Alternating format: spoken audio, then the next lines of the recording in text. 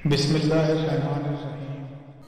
महबूब रब कायनात हज़रत मोहम्मद मुस्तफ़ा सल्लल्लाहु तआला अलैहि वसल्लम के वसाल मुबारक को अभी कम व बेश 100 साल हुए होंगे कि अरब खुलफा बनु उमैया और बनु अब्बास की चपकलसों में मसरूफ़ थे कि दौरे खुरासान के एक इलाके मरू में एक इंतहाई महक फितने ने जन्म लिया कि जब एक धोबी के घर एक लड़का पैदा हुआ।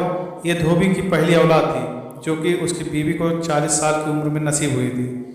धोबी ने उस लड़के का नाम हासिम रखा, लेकिन हासिम इस कदर बदसूरत था कि धोबी ने किसी को भी इसका मुंह न देखने दिया। मोहल्ले की औरतों ने भी जब हासिम को देखा तो कानों को हाथ लगाए बगैर न रह सकी। बच्चा जरा बड़ा हुआ और घर से बाहर निकलने लगा तो बच्चे जिन्हें बदसूरती और खूबसूरती की तमीज़ नहीं होती मगर खौफ का आंसर तो उनमें भी होता है, वो इससे खौफजदा रहते थे और अपने साथ खेल में शरीक न करते बल्कि भाग खड़े होते। ये बच्चा हासिम दिन ब दिन तन्हाई का शिकार होने लगा। बाप ने देखा कि जब उसे कोई भी मुंह नहीं लगाता बल्कि हर कोई इससे कराहत महसूस करता है तो उसे अपने साथ धोबी के काम पर लगा लिया। चूँकि इस इलाके में अभी इस्लाम नया नया था तो एक दिन एक अरबी आलिम इस मोहल्ले की मस्जिद में आए। हासिम ने जब देखा कि लोग उस आलिम की बहुत आवभगत कर रहे हैं तो उसने भी फैसला किया कि वो एक आलिम बनेगा। इसके बाप ने मजबूरी में हासिम को मस्जिद के मौलवी के हवाले कर दिया, मगर हासिम की तालीम से लगन और वस्ताद का सबको एक बराबर समझना इसके शौक़ तालीम को और बढ़ाता रहा। हासिम ने गांव और घर को छोड़ा और तालीम हासिल करने के लिए शहर चला गया। कई साल गुजर गए, हासिम का कोई अता पता न था, लोग उसे भूल गए थे। एक दिन वो गांव लौट आया, लोगों ने उसकी आमद की खबर इसके माँ बाप को दी। माँ की ममता बेचैन हो गई और घर से भागकर हासिम के पास पहुंची। एक पिस्ताकत बदसूरत जवान उसके सामने खड़ा था, मगर क्या करती, औलाद तो थी ना। हासिम के इल्म ने पूरे गांव को मुतासिर कर दिया, वो नौजवानों में मकबूल होने लगा। कुछ लोगों ने मशहूर कर दिया कि हासिम में कोई पुरअसर रूह है।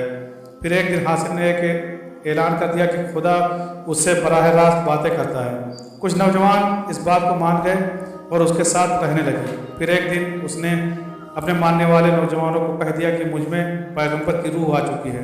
जब बड़ी उम्र के लोगों ने हासिम की मुखालफत की तो वो कुछ दिनों के लिए गांव से गायब हो गया। बस फिर अल्लाह की करनी ऐसी हुई कि गांव में जितने भी उसके मुखालिफ थे उनके घरों में आग भड़क उठी, जिससे लोगों ने यकीन कर लिया कि सच में हासिम से खुदा बातें करता है। अब उसने एक नया इल्म सीखने का तय कर लिया और उस इल्म को उस ज़माने में जादूगरी इल्म कहा जाता है, यानी इल्म कामिया। आज की केमिस्ट्री जिसे इस ज़माने में सौदेबाजियों और सोना बनाने के लिए सिखाया जाता है। मुख्तलिफ केमाई अवामिल से लोगों को बेवकूफ़ बनाया जाता है, मगर हासिम का फिर तीन जहन इससे कुछ बहुत आगे सोच रहा था। फिर कई साल गुजरने के बाद हासिम दोबारा अपने गांव लौट आया, लेकिन उस बार वो जादू का इल्म यानी इल्म कमियाँ सीख कर आया था।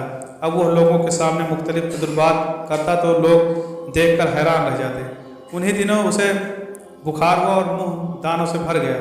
उससे ऐसी बदबू आने लगी कि उसके चाहने वाले भी बस उसको दरवाजे से देखते, लेकिन चूँकि ये बातों में माहिर था तो लोगों से कहने लगा कि हज़रत अय्यूब अलैहिस्सलाम की तरह मुझ पर भी बीमारी आई है, जो कि एक आजमाइश है। खैर कुछ रोज़ बाद हासिम ने अपना इलाज खुद ही कर लिया। कुछ किताबों में ये लिखा कि उसके मुंह पर दाने ने कीमाई तजुर्बे की वजह से निकले थे। खैर उसने अपनी बदसूरती और बशक्ली का ये हल निकाला कि उसने सोने का एक नकाब तैयार किया और हमेशा के लिए अपने मुँह पर चढ़ा लिया और लोगों को यह दलील दी कि मुझ पर तजल्लियात की बारिश होती है, इसलिए चेहरा छुपा लिया है। इसी नकाब की वजह से हासिम इब्ने मगना यानी नकाब वाला या नकाब का बेटा मशहूर हो गया। वह दिन रात तजुर्बात करता रहा था। तजुर्बात में कुछ कामयाबी हुई तो मददगारों की ज़रूरत दरपेश आई। बेरोजगारों की कमी ना थी। चंद नौजवानों को कमियागिरी की सोबतें दिखाकर मरगूब किया और अब वो हर वक्त साथ रहने लगे। उसने अपने साथियों से कहा कि रात को तुम्हारे वस्ताद यानी हासिम ने एक ख्वाब देखा है कि खुदा की रूह मुझ में उतर आई है। साथी जो उससे मरगूब थे कहने लगे कि अब क्या होगा, तो उसने कहा मुझे रब कायनात कहो और मुझे सजदा भी करो। वो तमाम लोग जो वहाँ मौजूद थे सजदे में गिर गए। चूँकि हासिम को लोग उसकी जात से पहचानते थे, इसलिए उसने फैसला किया कि उसे एक नई जगह आबाद होना चाहिए। चुनांचे वो अपने 20 करीबी मानने वालों को लेकर रात के अंधेरे में निकल पड़ा। यहाँ तक कि मावर अनहर के इलाके कस में जा रुका। यह नहायत सरसब्जा इलाका था। आबादी के एक तरफ एक पहाड़ी सिलसिला था जहाँ पर पहले से एक किला मौजूद था जिसका नाम किले फरोकस था। हासिम ने उसी किले को अपना मस्कन बना लिया। हासिम ने उस किले में बैठने के लिए अपने लिए एक मखसूस हाल मुंतखब किया और तजुर्बात करें। अपने इर्द गिर्द सितारे रोशन कर लिए और जहाँ यह बैठता वहाँ पर एक बड़ा गोल सितारा उसके सर पर रोशन रहता। हासिम जब उन इंतजामात से फारिग हुआ तो उसने अपने आदमियों को इस हिदायत के साथ तबलीग पर रवाना किया कि वो इसकी तारीफ करें और उन्हें खुशखबरी सुनाएं कि खुदा इंसानी शक्ल में नमूदार हुआ है। अगर तुम्हारे बारे में पूछे तो कहना कि तुम उसके मुकर्रब फरिश्ते हो और तुम भी इंसानी शक्ल में आए हो कि खुदा जो चाहे कर सकता है। खैर, उसने लोगों को मुख्तलिफ तजुर्बात करके और मुफ्त खाना खिलाकर मरगूब कर लिया और इस इलाके के लोग उसकी इबादत करने लगे।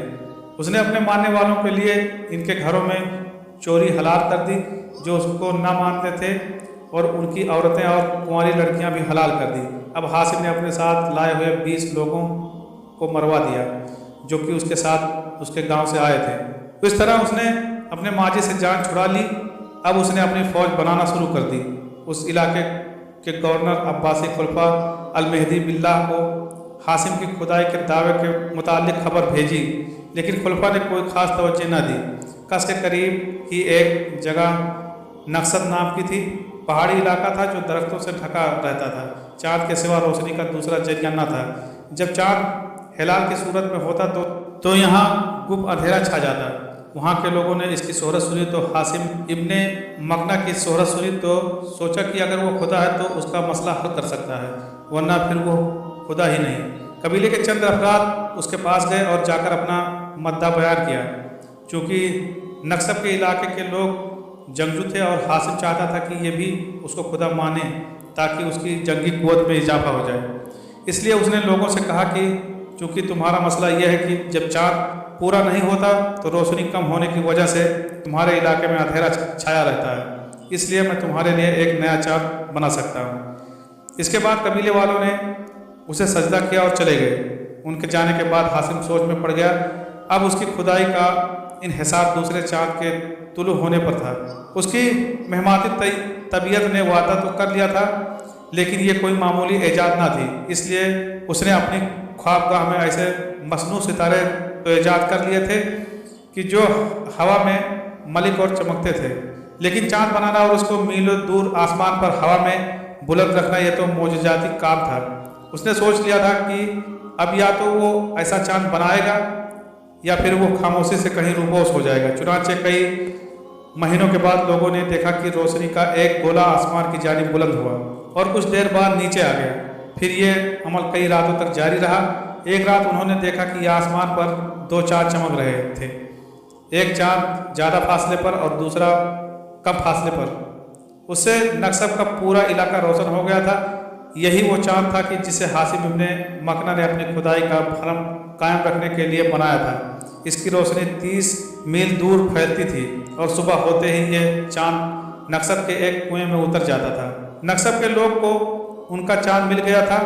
वो लोग ढोल ताशे बजाते किले में दाखिल हुए और इब्ने मकना के आगे सजदे में गिर गए। अब हासिम इब्ने मकना ने 2 मजीद किला तामीर करवाए। एक का नाम वसीक और दूसरे का नाम श्याम रखा। श्याम किला पहाड़ी की चोटी पर मौजूद था जिस पर कोई भी फौज आसानी से हमला ना कर सकती थी। खलीफा मेहदी ने 2 दफ़ा छोटे दस्ते भेजे जिनको हासिम ने शिकस्त से 2-4 कर दिया। फिर खलीफा ने एक भरपूर और ताकतवर फौज भेजी जिससे हासिम को शिकस्त हुई। जब हासिम इब्ने मकना ने देखा कि वो हारने वाला है तो उसने अपने किले श्याम में एक बहुत बड़ी आग जलाई और अपने मानने वालों को कहा अब जन्नत जाने का वक्त हो गया है। चुनांचे उसके मानने वालों ने उसमें कूद कर जान दे दी और सबसे आखिर में वो खुद भी इसी आग में कूद गया। जबकि बाज़ रवायत में ये लिखा है कि उसने अपने तमाम मानने वालों को जहर पिलाया और आखिर में खुद भी पी लिया। इसका बनाया हुआ चाँद कुछ दिनों तक चमका और फिर उस कुएं में डूब गया और वो दोबारा ना निकला। जब उस कुएं में जाकर तहकीक की गई तो कुएं से सिवाय चंद कीमियाई आलात के और कुछ न मिल सका और इस तरह आसमान में दूसरा चाँद रोशन करने का राज भी हमेशा के लिए इब्ने मकना अपने सीने में लिए चला गया।